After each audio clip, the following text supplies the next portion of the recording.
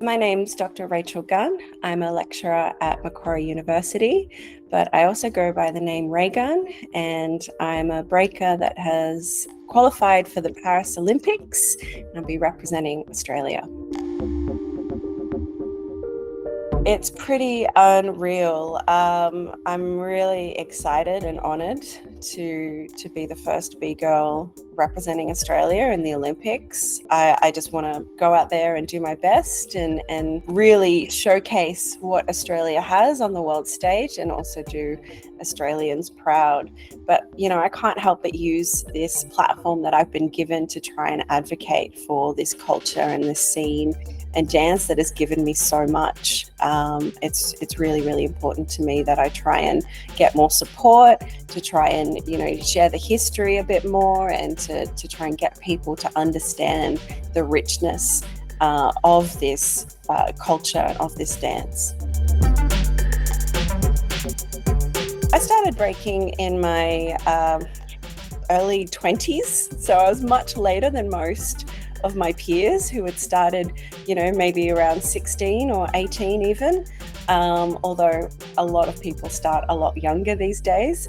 So, it's worth saying, even though it's not in schools, there are a lot of fantastic studios dedicated to kids learning breaking, learning hip hop, learning other street dance styles. So, and these are just such fantastic spaces for kids to develop their skills. And, of course, shout out to Ryugi, who organise a big kids battle every year. And you see all the kids from different studios around, not only around Sydney, but around the country, come down and compete against each other. And it's always a fantastic event. So I came to breaking much later in life, but I'd always done dance, different styles of dance growing up. So I kind of wish that I'd done it younger, when done it earlier in life, because I think some things would have been a bit easier to learn. Might be a bit easier to learn some moves when you're small compared to when you're in your 30s. So it's just such a fantastic dance form and culture that I just love it.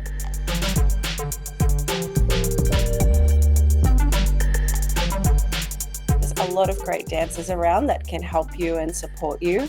Oz Breaking is a great place to start for finding out about what studios are in your area that you can start learning some breaking.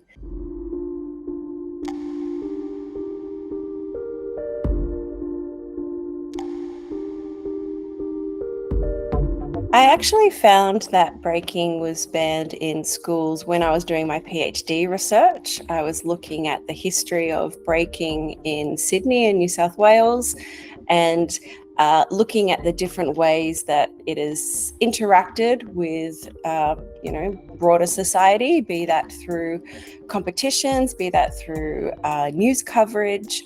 I found out that in the late 90s, I believe, breaking was banned in New South Wales schools because it was deemed too dangerous. And, I was pretty surprised when I found out, because I've never hurt myself seriously. I've been breaking now for almost 13 years.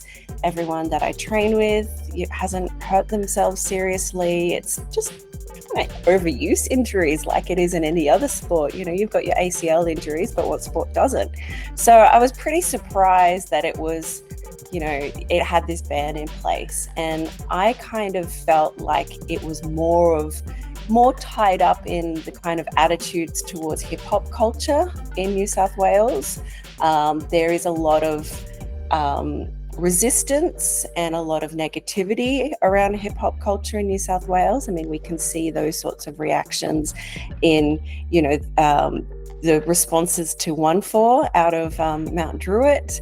And, last year they tried to ban rap music at the Sydney Royal Easter Show. They lifted that ban. So there is a little bit of this kind of reaction against hip hop practices and cultures in New South Wales.